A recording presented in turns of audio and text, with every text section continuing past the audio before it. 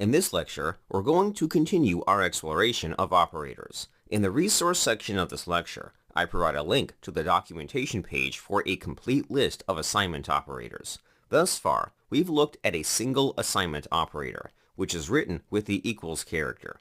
However, this is not the only assignment operator offered by PHP. Other assignment operators are available that can be thought of as shorthand syntax for common operations. Let's look at a few examples. In our project, let's assign the data variable to 10.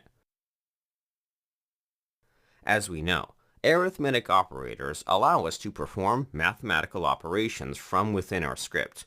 It's not uncommon to update a variable's value throughout the script. For example, let's say the data variable stores the total cost of a user's purchase.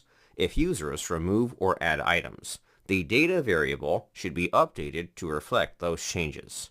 After setting the data variable, let's update the variable to the following value, data plus 4. In this example, we're referencing the variable from within the value. PHP takes the current value and adds 4, resulting in 14. There's actually a shorter way of writing this line of code. PHP introduces variations of the assignment operator for each of the arithmetic operators. There's a shorter way of writing this equation by adding the addition operator to the left side of the assignment operator. After adding this operator, we can remove the data variable from the equation. The results are the same. By adding the addition operator to the left of the assignment operator, PHP takes the existing value of the data variable and adds the value to the operator's right. This feature applies to all arithmetic operators. We can use subtraction, multiplication, division,